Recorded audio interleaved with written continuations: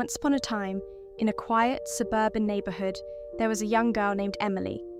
She was an imaginative child, often spinning tales of mythical creatures and mysterious lands.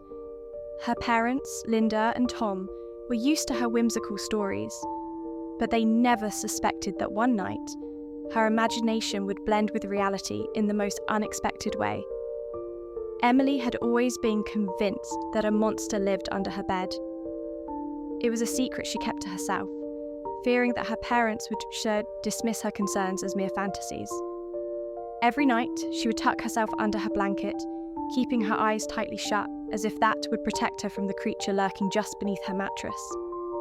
One particularly windy night, when the shadows seemed to dance more vividly on the walls, Emily was awakened by a low growling sound. Her heart pounded in her chest as she clutched her blanket closer. Slowly, the growling intensified, and with a sudden burst, a monstrous figure emerged from beneath her bed. It was a hideous creature, with glowing red eyes, sharp claws, and a sinister grin that stretched unnaturally wide. The monster didn't attack Emily. Instead, it moved silently out of her room and into the hallway.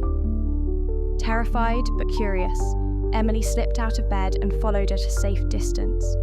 She watched as the creature prowled through the house, entering her parents' room. Within moments, her parents were jolted awake, their screams echoing through the night as the monster's menacing presence filled the room.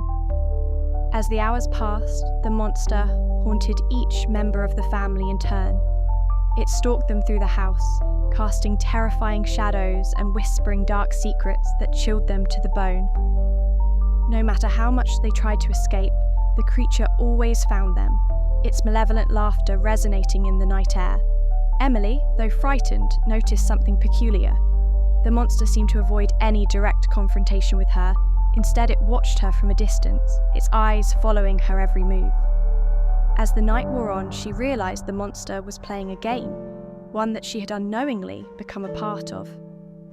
Determined to understand what was happening, Emily bravely approached the monster in the dim light of the living room. "Why are you doing this?" she asked, her voice trembling yet steady. The monster paused, its sinister grin fading into a more somber expression. "I am bound to this place," it replied in a voice that was surprisingly gentle. "I am not here to harm, only to exist until the dawn." As the first rays of sunlight began to creep through the windows, the monster turned to Emily, its form beginning to dissolve into the air.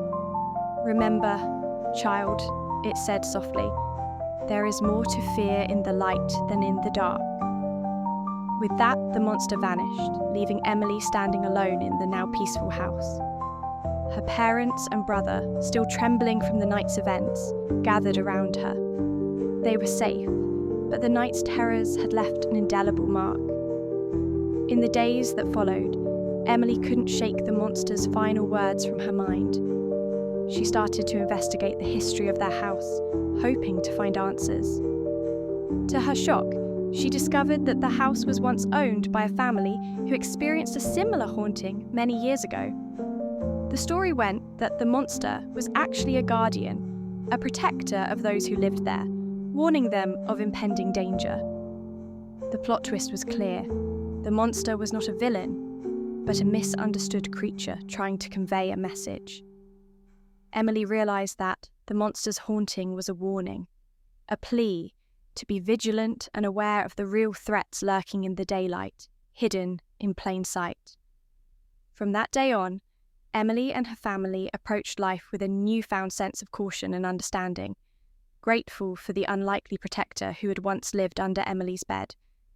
And as for the monster, it remained a mysterious yet benevolent presence, silently watching over the family from the shadows, ensuring they never faced the true dangers of the world alone.